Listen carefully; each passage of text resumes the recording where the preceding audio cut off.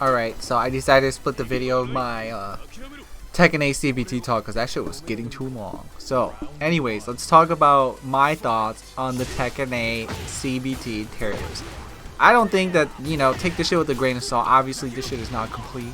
But, I think it is a good representation of where characters are right now. So, just take it as it is. So, we're going to go from the top. Alright. Starting with the S tier characters. So S tier characters are Azucena, Jin, Raven, Bryan, and Lili. I know, right? Lili. So I'm gonna start off with Azucena. I only labbed Azucena and Raven and a little bit of Lili. Who else did I do? A little bit of Leroy and Nina too, right? So mainly Azucena and Raven I labbed the most because I was like, fuck Feng, he's not even that cool. Same thing for John. I was like, John's not that cool. But yeah, I labbed Azucena and Raven because there were so many Azucena and Ravens this CBT, and I was surprised I saw them way more than any other character, especially Azucena. Everyone seems to be enjoying Azucena, but I think she is literally broken. Like, too strong. Like, she's definitely beatable, but if you're fighting an Azucena who knows what they're doing, it's just terrible. It's so miserable to fight them. So first things first, her WoW running move, too strong. How can you get mixed up with another WoW running move? That's literally all she could do. I don't know why WoW running 3-2 is a jailing mid-high. It just makes no sense. The only time you can duck it is if she whiffs, you know? And I just think that's miserable. It's miserable on the other side. So it's too overpowered because it does too much chip damage. And she's plus on block. And then if it does hit you, it does like 40 damage. Which is like as much as a throw. And I think that's too strong. Too strong. Even when she's in heat, it's like 10 times worse, right? More chip damage. Another thing that I did not enjoy is why does she have a wall splatting 10 frame move? She's already doing so much shit, and I think the main thing that I would change about her wall splatting 10 frame is like maybe the damage, because it does 38 damage if I remember correctly. I don't know, it didn't say that on my notes, but it just says it wall splats. That's too strong. It literally is just too strong. So she could just keep wall pressure, and if you overextend, you just get wall splatting. It's too strong. You can duck it, but she can mix it with like 1-1, right? So her 10 frame punish is 1-2, and that's just too much damage. Too much damage, and then she can mix it up with like 1-1. It's too much. Another thing is that she has like half of her strings are pretty much delayable and hit confirmable. So as I was playing with her, and I didn't record this, I don't know why, I was experimenting with her, but half of her move list is like delayable, and I don't know why that is. And it just to me seems like she doesn't really risk anything, right? So she can basically hit confirm like 3-2 and 3-3, and I don't know if they're mid-high, but it's what my notes say. Forward 2-1-4, also delayable. Forward 3-2, also delayable. Down forward 1-4-1, also delayable. 4-1, delayable. She just has a lot of delayable moves. Liberator 4-1-2, also delayable. While standing 4-1-3. I don't know if it is delayable, but it does say it is somewhat hit confirmable. Some shit like that.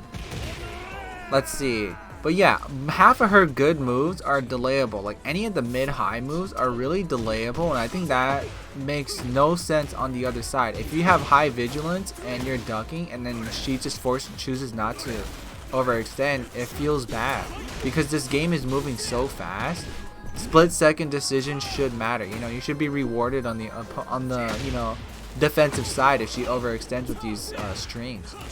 I just think it makes no sense that half of her strings or her move list is delayable and hit confirmable. I think it's kind of ass, especially down forward 1-4, worst move in the game. It's too strong.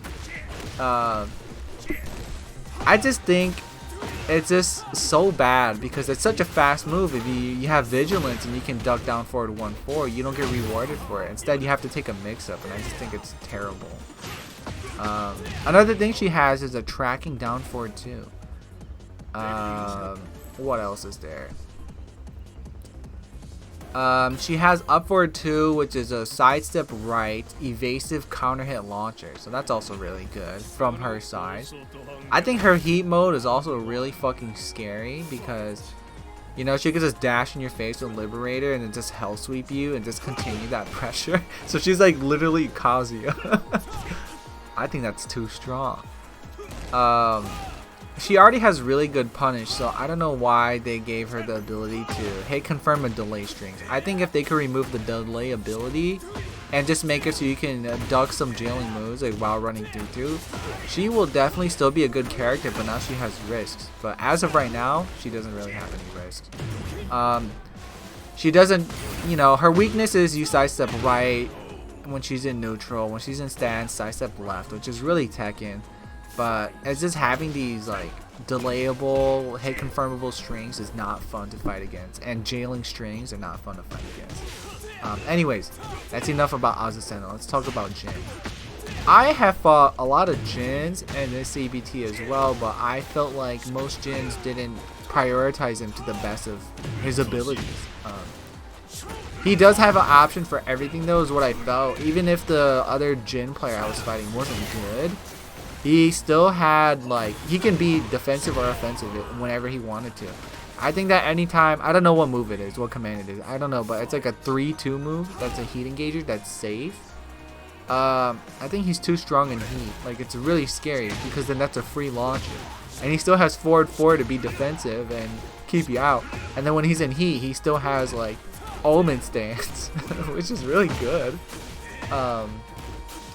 The one thing that I don't think makes sense for Jin is why does he have a wall splatting 10 frame? So, you know, 2-4 back in Tekken 7 would like wall splat you to the side, right? If you had like a wall to your side, he could wall splat you. But now in Tekken 8, it splats you directly, like, you know, backwards into the wall. If you have the wall to your back, it wall splats you. I think that makes no sense, and that's too strong. Too strong. He already has good punishment, like, you know, you do a 13 frame, he can just use his down forward 1 to wall splat. That's already really good. I don't know why he has to have a 10 frame. He's already doing so much damage. I get that he's the poster boy, but that's too strong, dude. Yeah, so I just felt like Jin already had good punishment, especially now that while standing 4-4 is a good 11 frame move that like ballerina spins you, if I remember correctly. Maybe it doesn't ballerina spin you, but it's still too much damage. There's no reason for him to have so much good shit like this, is what I felt like. I don't know how they would really nerf him, but maybe just change some wall splat properties. Even like 2-1-4 is still like, you know, they remove some counter hit changes so you can't screw anyone after it, but it's still too strong in my opinion. He's still safe, you know what I mean? But yeah, Jin is still good. And then the last like person that I feel like I'm gonna talk about the most is Raven in the S tier. Raven is too good. You no longer sidestep left, right? Against like, you know, Master Raven. You are now having to sidestep right for the majority of what Raven wants. But then he also has moves that track either way, right? So I was like, what the fuck is this? He has down forward 1, and that tracks both sides. If you didn't know, 3-3 tracks both sides. I was like, what the fuck?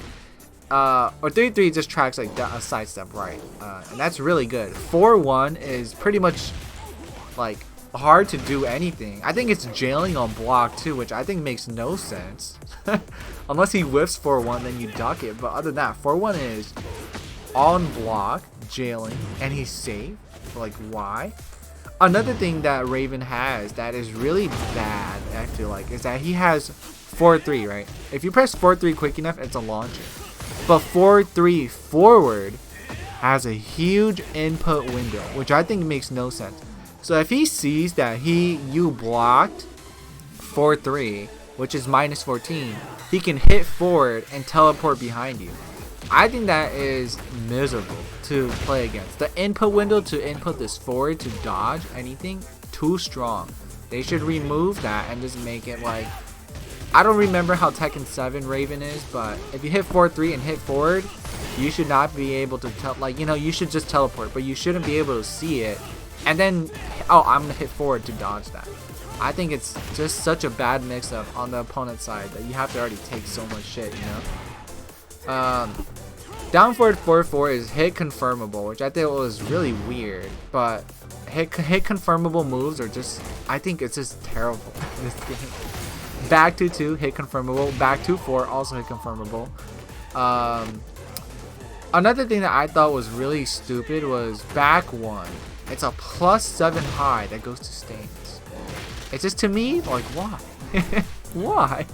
I'm reading off a notepad, so if it seems like I'm going everywhere, that's the reason why.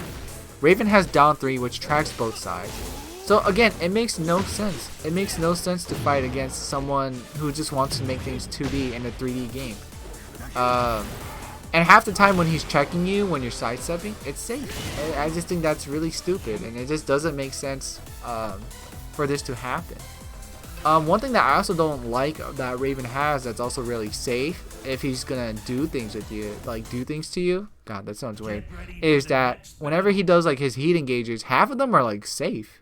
It makes no sense, half of them are safe and you have to sidestep them, right? But it's safe. It's just so safe and it makes no sense. Like 1+2 is like safe, right? It's the one where he just has his hands and he comes forward and he like hits you with it and it's a mid. It's safe too at like -9. Another thing that I thought was really annoying was he had a parry. I think it's back 1+2. It's -15, but the range on it and the speed on it is just too fast. It's like, you guys remember when Hwoarang had like 4-4 to 1+2, and that move was too fast and it was really hard to punish because it was so fast? That's exactly what back 1+2 is like.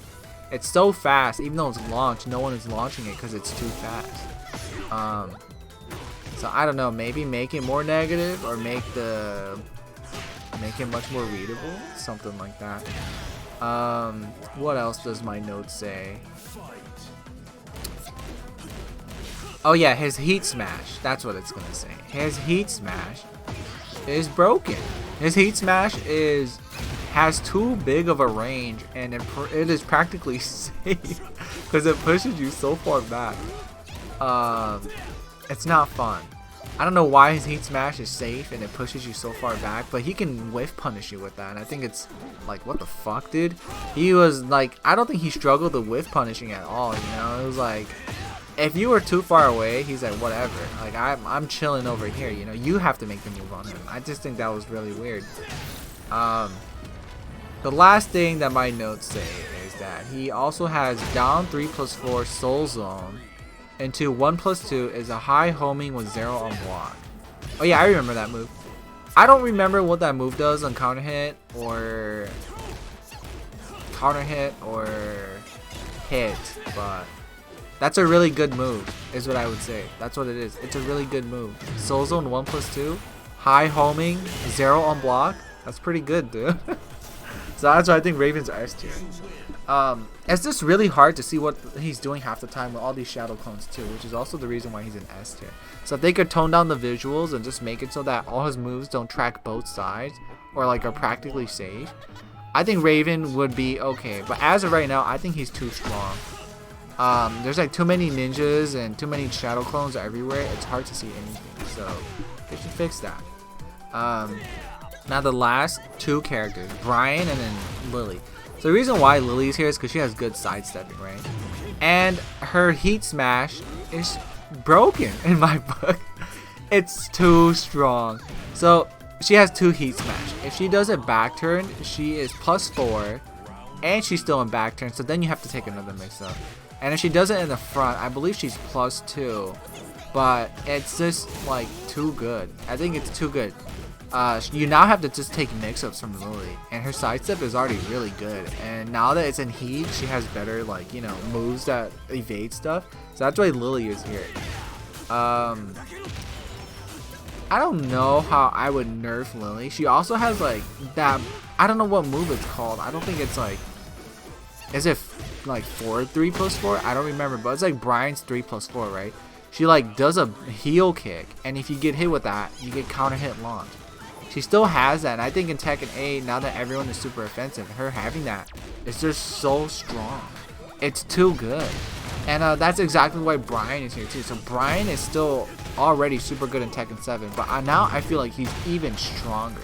Now that he has like Snake Eyes, or whatever mode it's called, he gets access to like unblockables now. After he does 3+4, and I think that's already very strong in a movement by itself. Yeah, I just think Bryan has like everything. He still has a free counter hit launcher, forward 3, and if you get hit with that, you're dead. You know, it's safe. It's stuff like that. I think Bryan has the ability to be defensive and offensive, and he has really good plus frames when he gets them. So that's why Bryan is here. I don't know how they would tune Bryan, other than he's like super good. Like, it's like he has high execution, but he's too good. You know, he's just too good. But yeah, he's still like pretty much Tekken 7 Bryan, but 10 times better is what it feels like. So anyways, to the A+ tier, we have Claudio, Paul, Law, Lars, Jack 8, Asuka, Feng, John, and Hwoarang. So I will say this. Originally, I don't think John should be A+. I thought she was A, but then I watched MainmainSWE's video about why John is S tier. But this is what I think, okay? I didn't experience too many Johns during the CBT, and most of them were all trash. So, because she's a new character, no one knew what they were doing. But in MainmainSWE video, he showed that she has a wall splatting duck jab and a wall splatting 10 frame punish. And half the time she does that, she takes like half your health. So that's too good in my book. And he also showed that if she had less health, she does more damage with her rage art, which I never took into consideration because there were no good jumps in the CBT. So that's a really good, valid point, you know? Like, wow, she can do more damage to you in her combo to make her health less, and then do a more damaging rage art, which I think is pretty interesting, you know? The reason why I didn't think that she deserved A+ too was that she didn't have any good lows that would give her offense, really, is what I thought. She didn't have any lows to be like scary enough, you know? As long as you held back and you just never pressed to get counter hit, or you had offense, she couldn't do anything. That's why I didn't think she was A+, but now that seeing that she has a 10 frame punish and a duck jab, and doing more damage when she has low health and doing like rage art finish, yeah, I think she's definitely possible for A+. But as of right now, I don't know if she's viable for S tier because I didn't run into any good Johns. But okay, back to the front of the list. Claudio. I think Claudio's okay. He still seems like Claudio. Back one is still broken. Starburst is pretty scary now. He has like a, what is it, like a 4-2, which he can shoot an arrow across like the whole map. I think that was pretty scary. I fought like one good Claudio my whole CBT. I probably fought like less than 10, maybe like 8 or 9. But I'd say he's still pretty good. He's still very, very solid mix-up character. Back 3 is still a good poke. 1-2 is still good to like check people if they're sidestep too. So yeah, he's good. Paul. I felt that Paul was still Paul. Like, he's Tekken 7 Paul, but 10 times better. So down 1 has a mix-up now, and that's a really good testing tool. Down 1, you can do Deathfish or Demo Man, and I think that was really scary. When he's in heat, it's even worse. It's like, oh shit, it's a real 50-50. So that's the reason why Paul's in. He also does too much damage, and he can launch you with a Deathfish. So that's the reason why he's here. So Law is still pretty much like Tekken 7 Law. So, you know, like Jimmy J Transit, top 3. He still is very, very strong, but I don't think he's top 3 in this game. But slide mix-ups are still real. You still can't see it. It's fast as fuck, and he gets like guaranteed nunchucks, right? He still has the parry and everything, you know? He still has down back 3, which tracks really well to both sides. You just have to side walk to avoid that now, which is super good, because Lars couldn't do it in Tekken 7. But anyways, yeah, Law has good moves. Dragon Cannon is no longer launch, minus 13. And he has moves that track both sides, so you have to know what he wants, and you have to sidestep the right way, which is why I think that that is still very hard to do, you know? He has, you know, like, that's just like good things to check for everyone around. But I felt like Law didn't really feel like he's super duper overwhelming or scary when he's in heat. That's really it, but he's still very, very solid. He still is like down 2-3 and all that. But yeah, Law is still in a good place. I feel like he definitely got better in this one than he did in Tekken 7. So Lars, so good. I can't believe he was like at the bottom of the tier list for Tekken 7, and now he's like a good character. So I feel like this iteration of Lars is like the best Lars ever. I know for sure that he's the scrub killer. That's what I feel like. I've only played him the whole time, and I feel like Scrubs had no idea what he was doing because he kept going back and forth. I feel like Lars mirror match, you definitely know what the other person's doing, and you definitely see weaknesses, right? So anytime he's in stance, you could just beat him out of it, right? So it's like, it's really bad for Lars, but then again, it's so much more worth the risk in this game, right? It's worth the risk in this game. You get so much more reward, and you can continue offense. Lars also has a very good rage art, right? He can literally do a rage art from like 3.5 and still hit you, and I think that's the reason why he's also up here. But if the players know what Lars is doing, it's gonna be very hard for Lars to open them up, which is just like Tekken 7, and I think that's perfectly fine because that's how he is. He still has really good wall carry, but trying to put people up on the wall definitely got nerfed for Lars, but I think it's perfectly fine. He just has so much more reward for his mix-ups, and I think that's perfectly valid, you know? He's in a good place. Next person, Jack 8. I think Jack 8, the only reason why he's here is because he has a 10 frame heat smash. I think A would be valid, but A plus because he has a 10 frame heat smash. So if you didn't know, he has Gamma Howl, and he has a move in Gamma Howl when he's in heat. That makes him plus 11. Then that means he gets a guaranteed heat smash. And that's why he's scary. So, Jack, still pretty much like you fight him like Tekken 7. You go up to his face. He doesn't have any fast moves. Check him once in a while, and he can't really do that much. So, he's perfectly fine. 10 frame heat smash is pretty bad.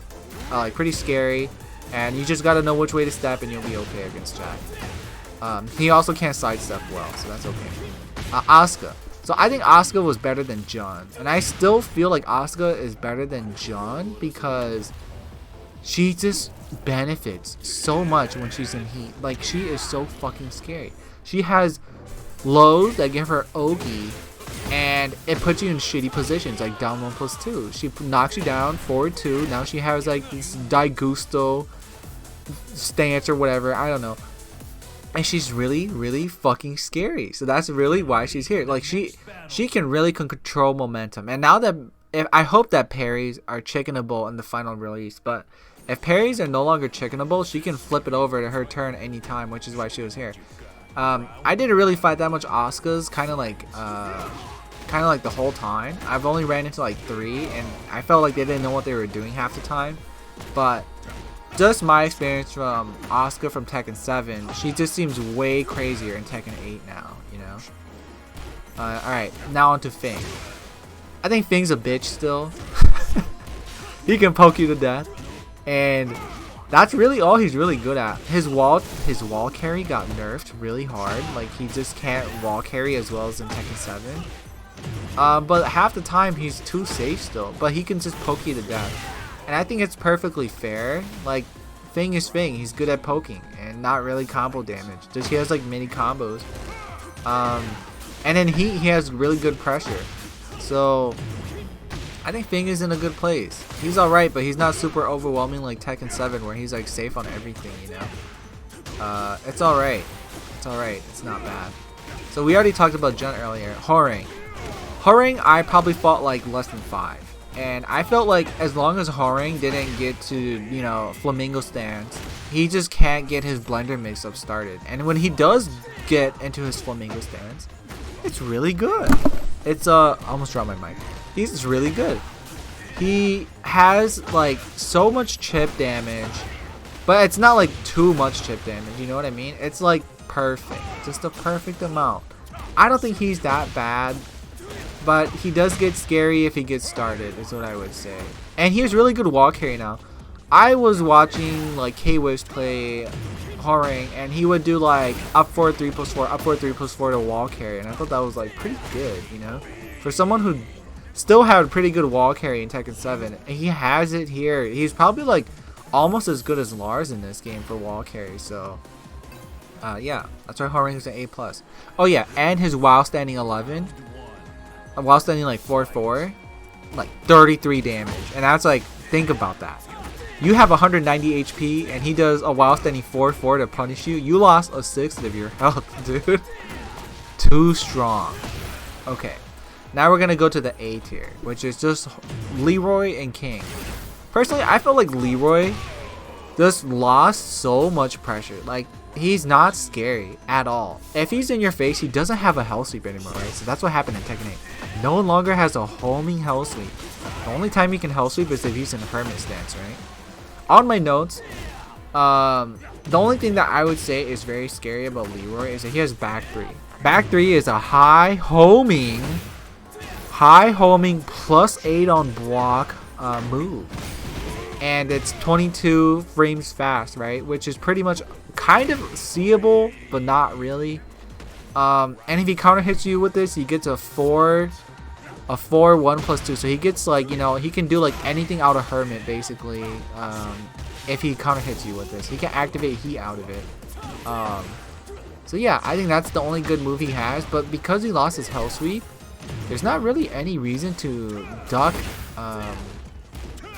Yeah, to like duck Leroy. He's not that scary. The only thing he has is a homing hell sweep in his cane, but that's only once a match. And it's unseeable, but it's once a match. It's not that bad. So yeah, that's what I feel about Leroy. He has good punishment, good everything. He's just not really scary up close. And that's kind of what King struggles with too, right? I felt like I fought less than 5 Kings, but that was good enough to tell me like what the game plan was, right? King just can't really do shit if you're in his face. And in order for him to get his throw game started, he just struggles with it. He's just so bad. Like, in order for him to start throwing you, he has to get to heat, right? And I felt like that's the only time he's scary. But other than that, he's not that scary. He's just there. If you break all his throws, he doesn't have shit. His neutral is bad. I know that forward neutral 2 is like +7 on hit. But it's like, if you don't do anything, he can't counter hit throw you. So like, what does he have? He doesn't have anything. So the only, he's kind of like Leroy, right? Like, he used to be really good in Tekken 7. He had like a option for everything. Back 1 was doing everything, but now he has to commit to back 1 too. I just don't think he's scary up close anymore, unless he's in heat. So that's the reason why he's here. And now moving on to B+, is this Nina.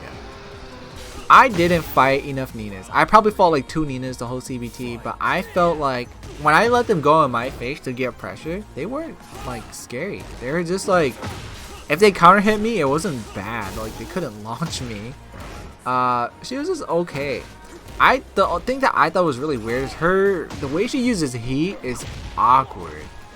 If she uses heat, all she really does is use guns, and all it does is do chip damage and push you all the way back, right?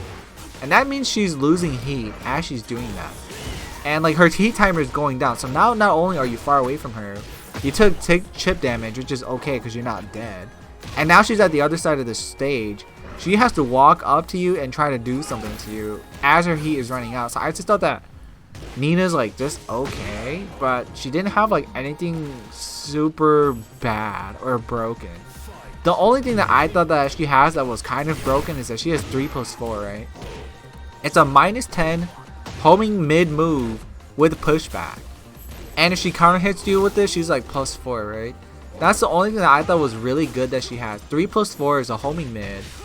It pushes you back, and you know, it's -10, so you can't punish her. But other than that, she doesn't really have anything scary, is what I felt like. And now in the B tier. The bottom 2.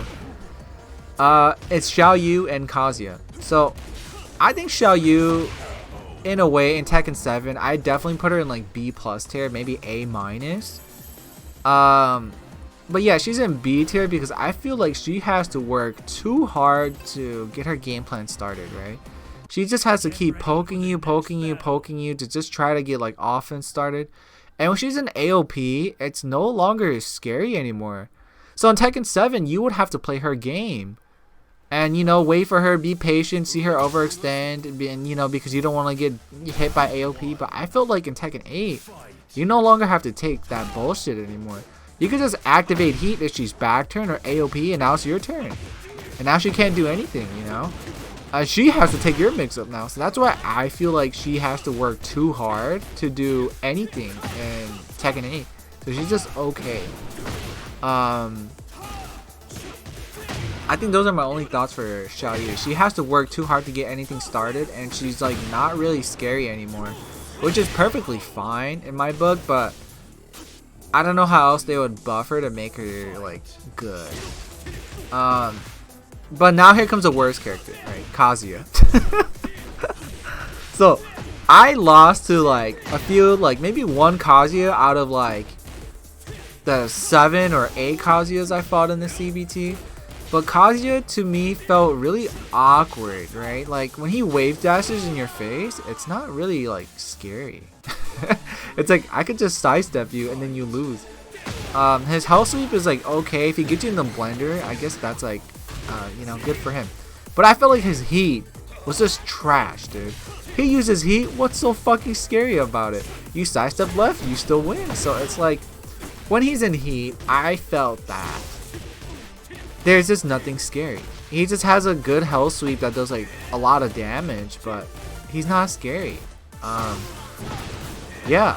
The other thing that I thought that was really bad for him is that whenever he did his like heat engager or like his heat thing, you know, what is it? Just the one thing where you activate to activate heat. I don't know what you call that.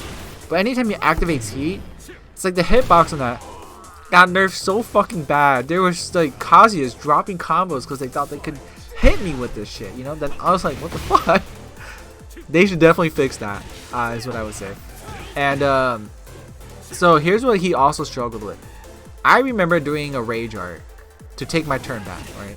Minus 15, he blocked it. Minus 15. Tried to punish me with down forward 1-2, right? He fucked up. Down forward 1-2 is not a jailing move. The first hit a down forward 1 hits, but down forward 2, like hitting the 2 after down forward 1, is you can block that because that's a screw. That's a, you know, like that's a screw move. So I felt like if he's minus 15, it's really hard for Kazuya to get an electric in unless, you know, you have to be good. But if you think about it, you are online.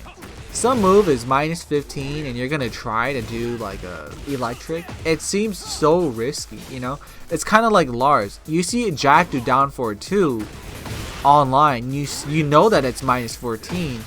But is it worth risking the forward back 1-2 to try to hit that minus 14 move and then get launched if you fuck it up, you know? It's kind of like that. Is it worth it? And I would say half the time, no, it's not, you know? So that's why I think Kazuya is in such a shit place.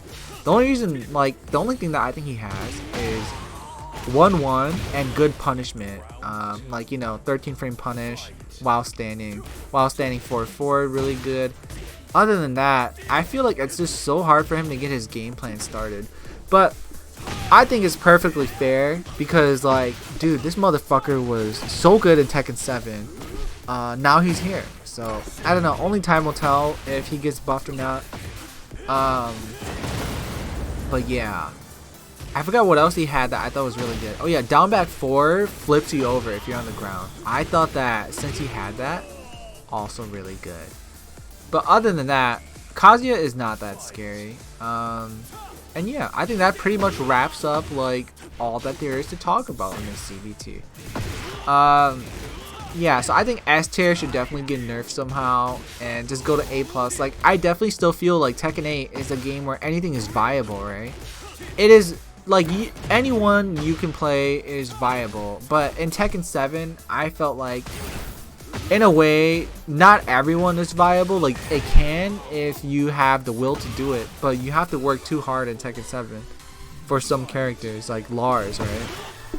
So, I really like the way that Tekken 8 is going. I don't think it should change to all these copious Tekken 7 pro players. Fuck that shit. That shit is cringe. Don't try to make the game more defensive. This game is good as it is. Just some minor tweaking to characters and just some other things. But it's not that much. Other things I said that should be fixed is in the other video because this is already getting too long. But these are my thoughts on the Tekken 8 tier list. If you have any questions, if you want to argue, because I would like to hear other people's perspective as a, you know, a Lars main. I only play Lars, so I would like to hear what other people thought too. I think it's always really fun to see what other people know. It's like knowledge check me, dude. Anyways, that's all I'm gonna say. Bye bye. If you haven't seen my CBT thoughts video, I guess you can check it out. Okay, bye.